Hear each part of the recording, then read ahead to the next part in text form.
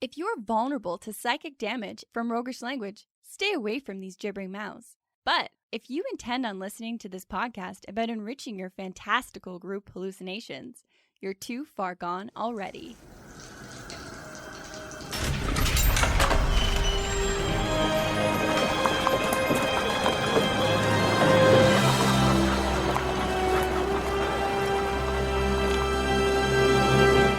Your next game is going to be deceivingly elementary, and here's why. In this episode, we're finding answers to why does it seem so hard to write a mystery? And what are the building blocks of a great mystery? And what campaign setting can make us feel like we're north of the wall? TM. Welcome to the Hook and Chance podcast. I'm Travis. And I'm his brother Jordan. So this one was super tough. We are coming off the backs of this. Tell me what has happened in the last 18 hours. Well, I scoured a lot of resources trying to figure out what actually makes good mysteries, because I've run some dudders before and I've gotten better over time, but I was trying to dig into why? Yeah. What makes them good? And I'm learning about Sherlock Holmes and Batman and all kinds of weird shit. The obvious places that you go to learn about how to write mysteries. Yeah. This one, admittedly, was super tough. Jordan's brain is absolutely dead. I'm at the point in a mystery story where the hero is holding their brain and looking around at all the scrawling on the walls, wondering where they went wrong. How to make sense of it all. Well, this is actually the first episode in our 3-part series on mysteries in D&D. And yes, it does require 3 episodes because this is a complex topic. Yeah, it's a little bit more than your typical adventure story or a horror, which we have done a 3-part series on horror as well. I think one of the first points I want to make is we are talking about mysteries as a type of stories, because who stole my belt isn't really a mystery. It's just looking at the rogue and saying, did you steal my belt? Well, mystery solved. It was absolutely the rogue. And my point is, it's not puzzles. We did episodes on puzzles too. Those are when you're in a room and you're trying to figure something out. This is definitely more of a story-first approach to having a multifaceted mystery. And I think that's what we're trying to tackle in these episodes, is that if you don't have a structure for that, it can be so hard to unravel. The DM shouldn't feel like a character in that mystery trying to unravel all of the minutiae and this little hints and details to how to run a great mystery in D&D. Yeah, you have to keep it all straight in your head as a DM. Otherwise, you run into all of these troubles that come with running a mystery. You want your players to feel powerful and intelligent and clever. You want them to feel like Sherlock Holmes. You want them to feel like Batman. Absolutely. Those are the only two we know. It's tricky to do because we don't all have 160 IQ in order to solve mysteries. Speak like for an yourself. Really? Okay, that's a bit you're of a hot stretch. shot, huh? But the point is, you do have to rely on structure and even tropes sometimes to accomplish this, because you're not as clever as Moriarty on the spot. Fair enough. Actually, to that point, Moriarty spent his time planning and plotting. Can you imagine how much time he spent figuring out his plans before executing them? A DM has to do the same. A DM has to invest a little bit of time using some standards and some systems to figure out those plots. Another thing you absolutely need in a mystery is for everything to make sense at the end. Unlike just an adventure that you're kind of running on the fly, you can't have any plot holes. Speaking of television shows that had a ton of unresolved plot threads and plot holes throughout it, I mean, I think we can all think of a few different TV series that just left us feeling cheated and angry because they couldn't sew any of those up. Yeah. in a mystery where you're trying to figure stuff out, those plot holes make it seem rigged from the start. Like there was no point playing through it, whereas any other kind of story, it's fine. Yeah, and the answer has to be only in retrospect super obvious, because if it were obvious from the beginning, it's not going to feel satisfying. And if there was never a chance of you figuring it out in the beginning, then you feel cheated. Yeah, it's a fine line. And handing them the answer at any point makes it seem pointless to have even tried solving it. Yeah, fair point. And it also really sucks when you plan a huge mystery out, only to have the party crack it in one. Like, you think your first clue is really tricksy, and then they're like, oh, got it. Yeah. Let's go stab him. Yeah, and the opposite can happen as well, where if you made your clues too obtuse and too deep, they're sitting around without any idea as to where to go and looking at each other and going, what do we do now? The energy just hit that brick wall. I mean, that's when you have like Johnny on the spot come along and say, hey, by the way, here's some exposition. Yeah. I'm going to give you all the directions that you needed. Let me help. They're conscious Jiminy Cricket. Yeah, this super helpful sidekick that just happens to have all of the right ideas. Yeah. Well, this is all to say that we've tried and we've failed at writing mysteries so many times, but I think we figured this out. Yeah. I think we cracked the code. So if you follow the steps that we do to create a mystery, you should have an awesome baseline that allows you to change things on the fly, but still have that rising tension because you've got it all laid out in a logical way. And you can, of course, respond to the weird trains of thought that your party will go down that you did not see coming. Yeah, you've sent me down a few of those roads before. Let's go over the quick overview of these next couple of episodes.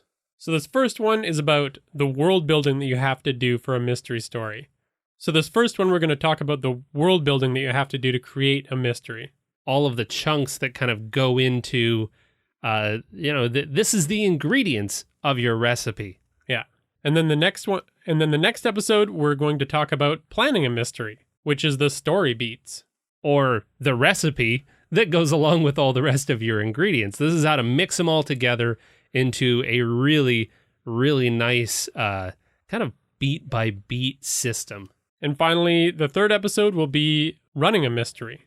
And we're going to get into the details of actually how to work those investigation scenes, how to handle clues. Or the final tips and tricks of preparing your dish. Man, this culinary metaphor works a lot better than I anticipated when I was going into this. We're baking a mystery cake. I love it when things just work out. So let's get on to the Strategy Stateroom. This is the Strategy Stateroom, where inventive and cunning tactics are crafted for when they're needed most.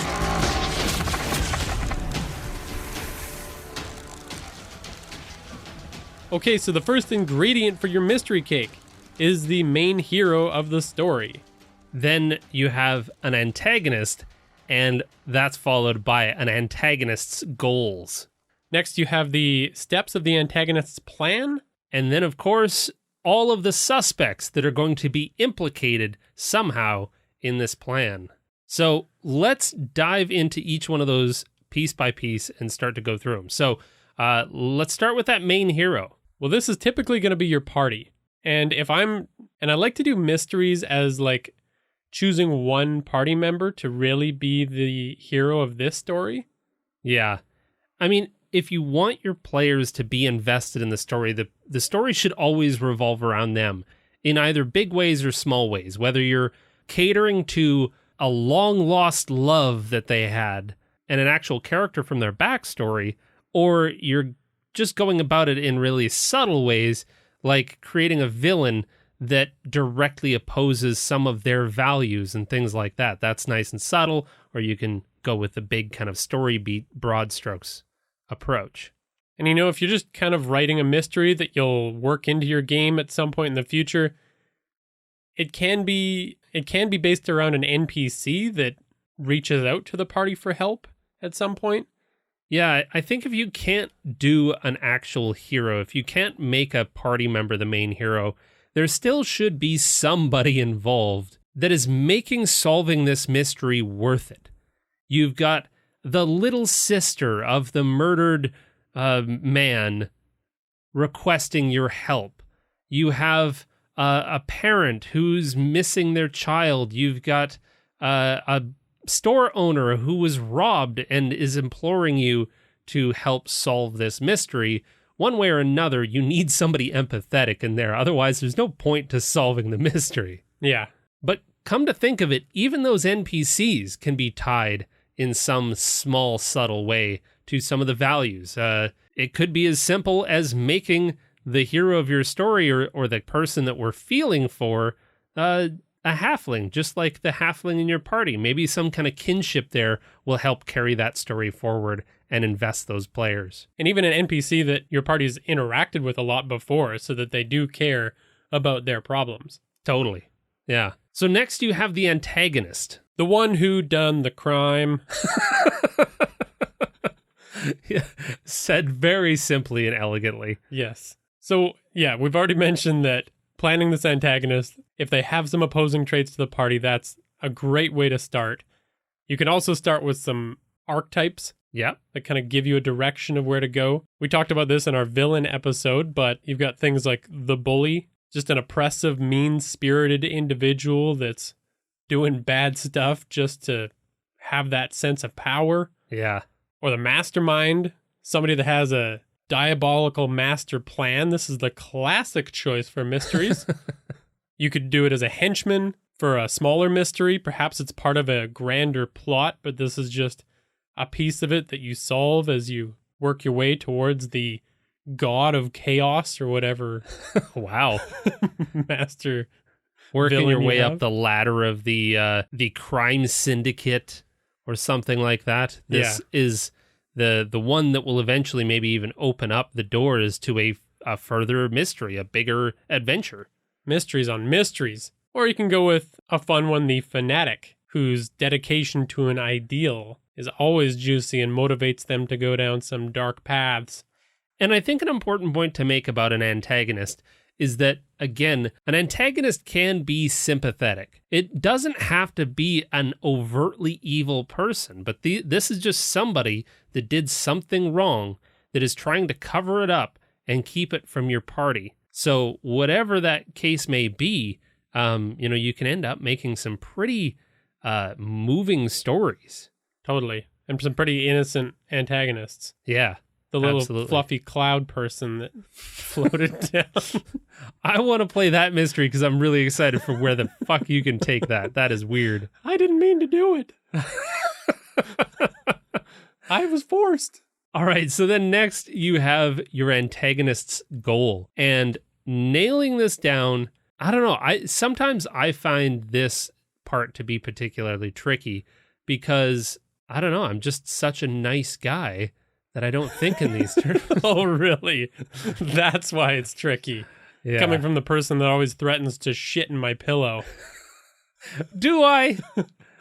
Fart on it for sure. Okay, sure. Pink eye is funny. Anyways, you want to start with your antagonist's end goal. Like, what is the point to doing any of this in the first place? This really helps kind of work your way backward. We all have those things that we really want. And realistically, it's either a desperation or some other reason that just says that, you know what, I really want a beautiful, classic BMW, but I'm not going to murder the person that owns it. That's the only thing that's stopping me from my goal. Yeah, I guess. If you want to look at the world through a real dark lens. Well, what is it that your antagonist really, really wants in their heart of hearts? And what circumstances led them to say, okay, you know what? Screw the rules. I need this done. Interesting antagonists don't just do things because they feel like doing them. They have a different motive. They have a different end goal in mind. They're being pressed pretty hard by something to get it done. Totally. And deep within that are three really important points that every single antagonist needs before you can launch into a proper mystery. And that's motive, opportunity, and method. And you're going to hear these come up a couple more times. The motive is why they did it, which always springs from some really basic desires like power, personal gain, passion, or revenge. Yeah. Pretty simple ideas, realistically. So what was their motive? Then you've got that opportunity. So where and when were they? What were the circumstances around how they were able to perpetrate this? Was it at a fancy party? Was it at a dingy tavern? When was the person that was victimized here, when were they vulnerable, and how did they have that opportunity to do it? In the middle of a stormy night during a parade. And then the final one is method, which is how they would do it. So, what kind of weapon did they use? Was it quick or slow? Did they poison them? Something like that. Yeah. And this is kind of an interesting point because if it's a crime of passion, then it can be really obvious. But if it's premeditated, then the killer might use a method that implicates somebody else. Yeah. The method is often very reflective of the antagonist, who they are, what they like, the way they think. A gnome or a halfling who's trying to kill a barbarian is likely going to use poison or something else that doesn't require brawn. So in this case, a gnome is probably going to have to cover up this killing in some way because that kind of implicates them. Whereas if they were trying to draw attention towards the barbarian, they'd rig up some kind of crazy contraption that allowed them to use a hammer that is way too big for them, drawing attention away. So that premeditation means everything in this scenario. Yeah. And then we get into the plan that gets the antagonist to their end goal. And this is a fun part of this process. And it usually takes a little bit of reworking to create a plan that you're really happy with. These plans can be elaborate or they can be super simple. So for example, a simple plan could be lure my father's murderer out, kill them, hide the body, and run away. That's a pretty straightforward plan. Yeah.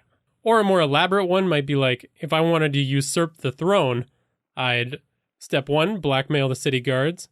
Step 2, plant some doppelgangers in the city guard for those who resist.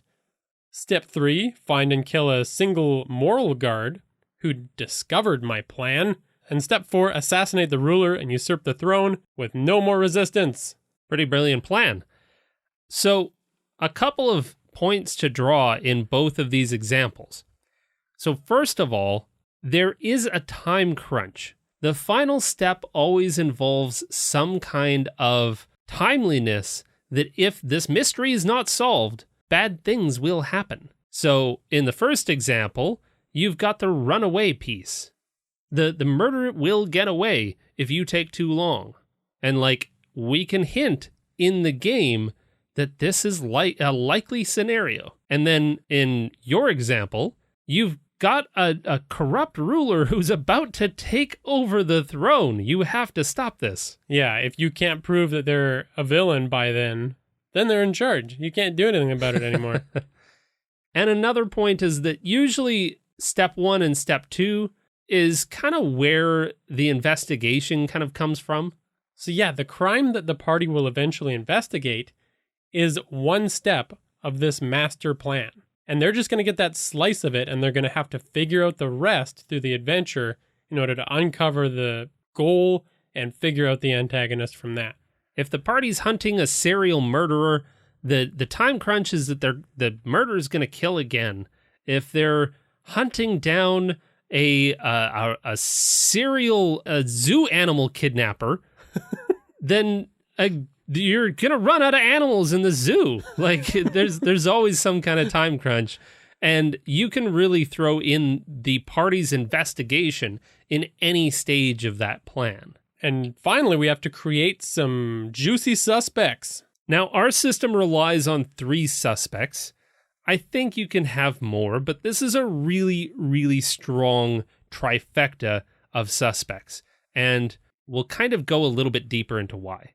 They are the suspects of this crime because they're the only ones that could have committed it. So when you're using 3 suspects, it works pretty well to have the first one be the super obvious suspect. They fit the crime perfectly, almost a little too well. At first glance, they definitely did it.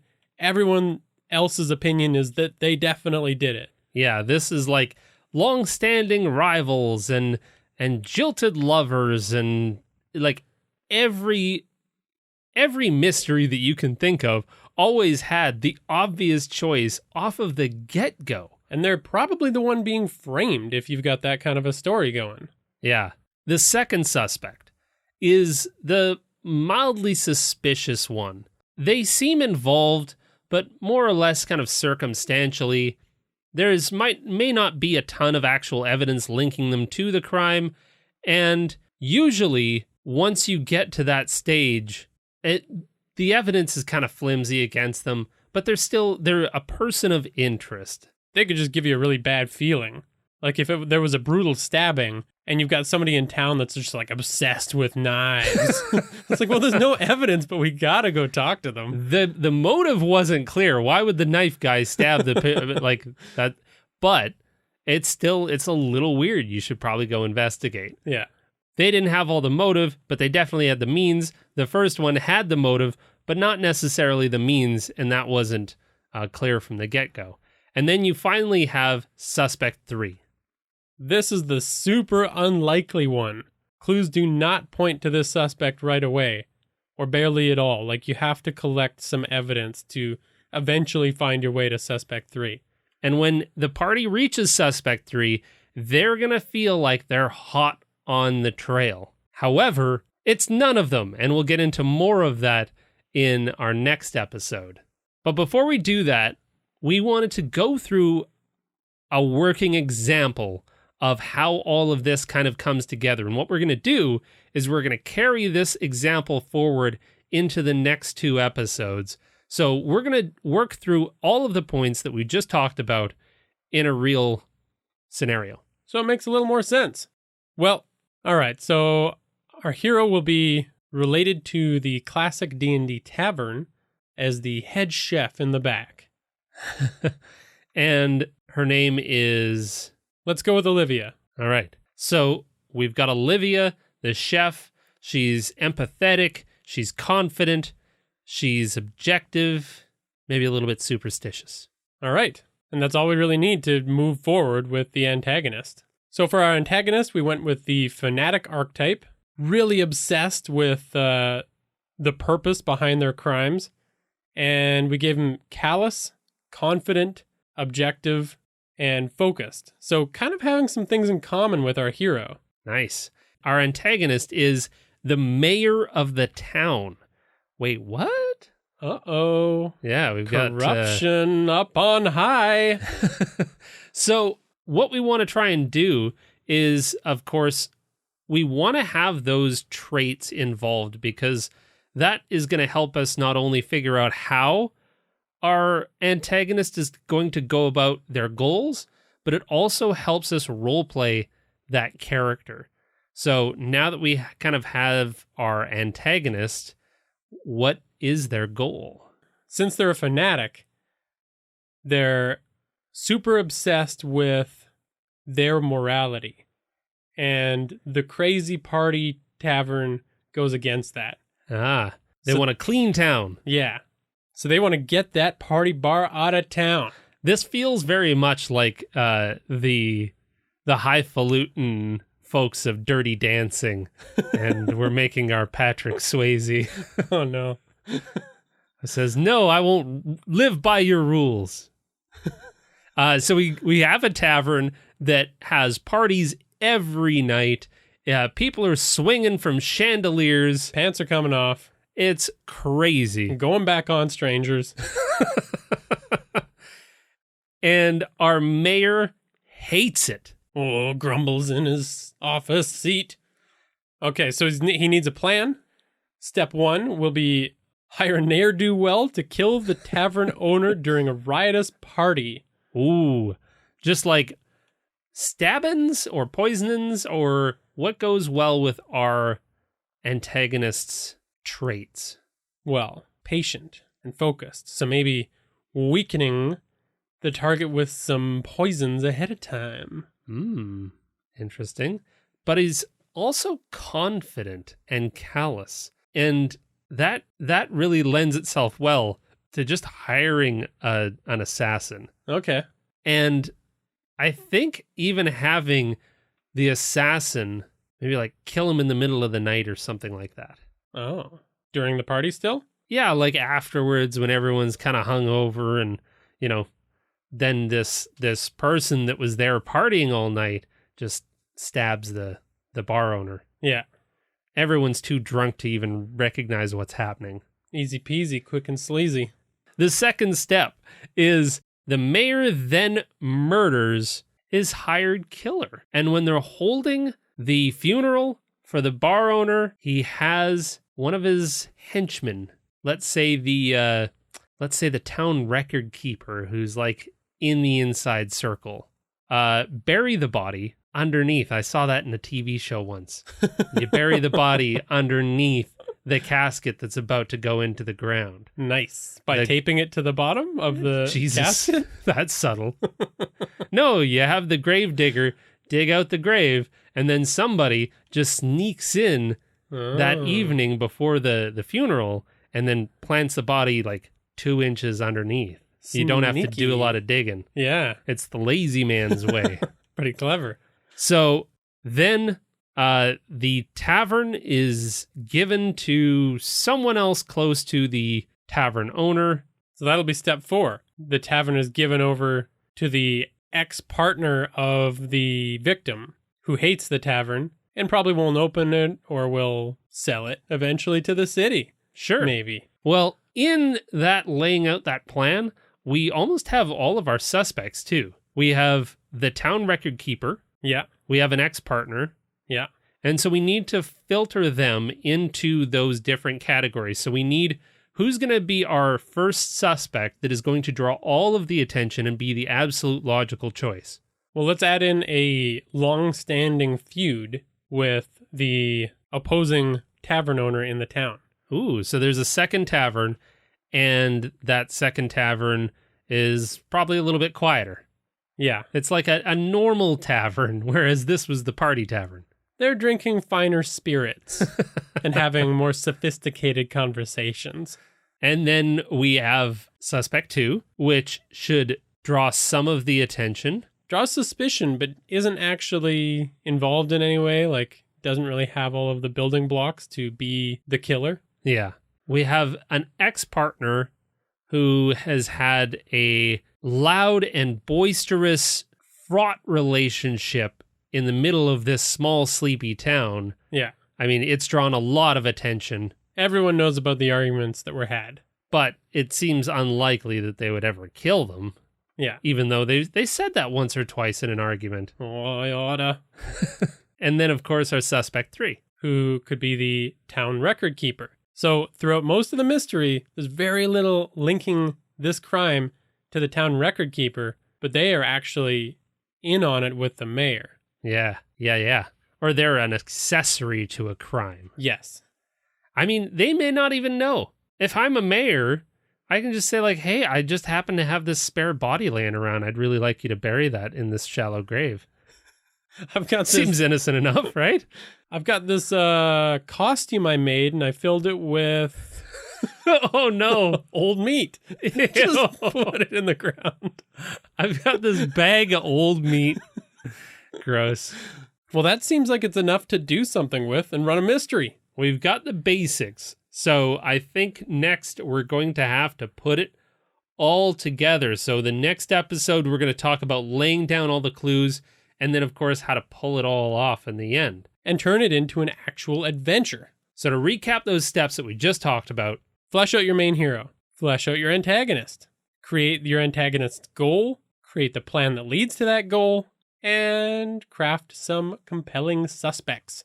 All right, so yes, stay tuned for that next episode. But before you go, let's hop over to the Temple of Inspired Hands, where we have a really cool product to draw your attention to. This is the Temple of Inspired Hands, where amazing products and revolutionary ideas are brought to light. So do you love some Scandinavian Vikings? And do you want to play some wild characters with all new themes, spells, and abilities inspired by Vikings? And do you want to play in a world with gods and kingdoms inspired by Vikings? Of course you do. Then you can do it in Sviland. It's a grim, brutal 5th edition campaign setting. And we cannot wait to get our hands on it. So this Kickstarter was just launched. It's by Dream Realm Storytellers, and we backed their previous product, which was the Corpus Malicious, the Codex of Evil. And it's a brilliant and expansive piece of work. I've had hands on the alpha version of the document. They're not quite finished, but they're printing it it's beautiful and it's hardcover, and I'm so excited to get it. And I was so impressed with the contents, considering that this Corpus Malicious is like 450 pages of all kinds of fun stuff to do with evil characters. But then they hooked me with Vikings. And they only hooked you so good because that Corpus Malicious is such quality content. Yeah. Like, they didn't just throw a bunch of stuff into a book. The art is top-notch. The writing is top-notch. I'm just so impressed with everything that they're doing right now.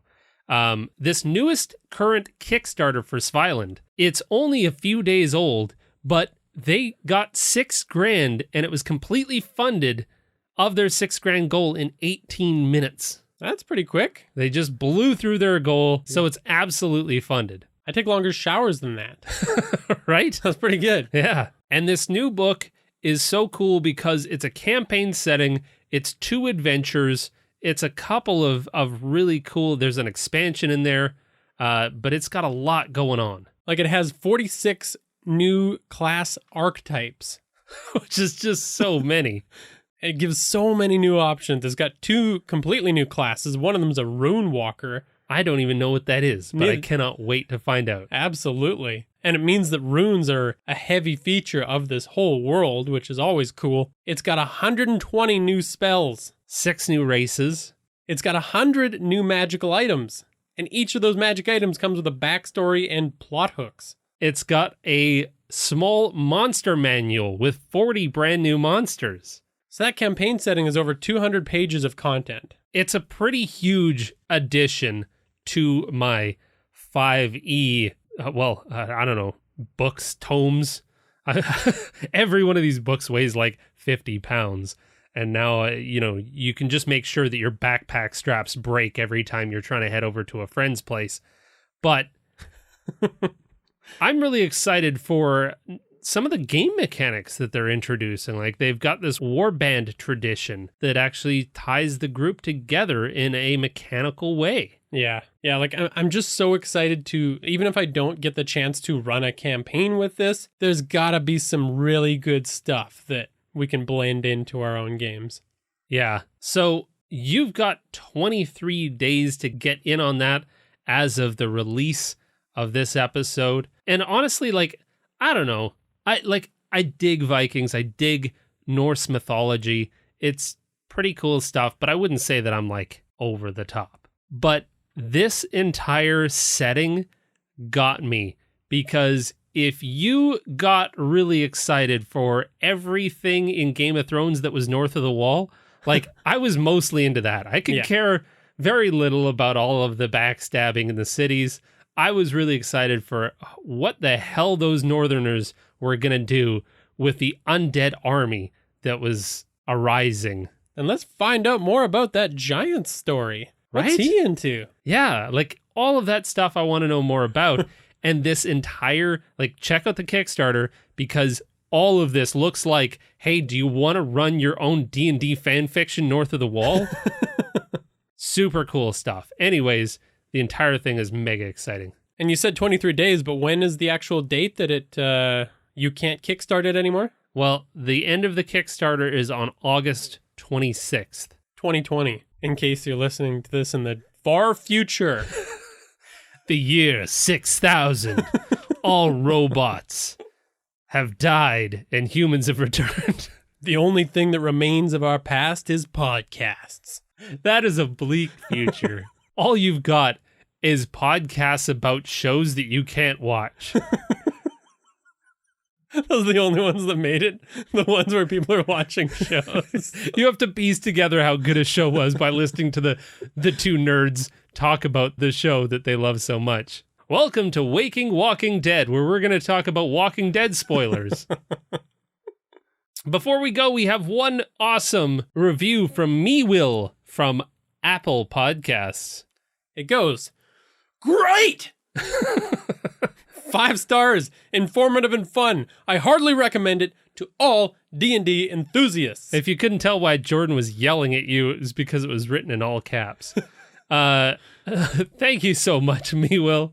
That it's awesome. I heartily recommend it as well, but I'm kind of biased, I suppose. People are just like, stop talking about your podcast. I don't recommend it specifically. I'd say you wouldn't be into this. Get off my case about it. I see. So you're going like the exclusionary, you can't get into this club route. Yeah, and I usually, if people want to know more, I charge them. Oh, wow. That's a tough sell. Make it a little mystery. Good times. If you've enjoyed this podcast, please go write a review because we're actually running out of them. I'm sorry to say.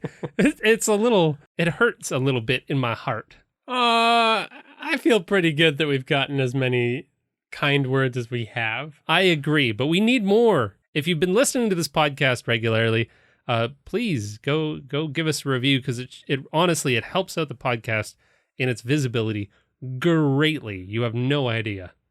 And it gives us a little bit of joy in our cold, empty, sad world. It's not so bad.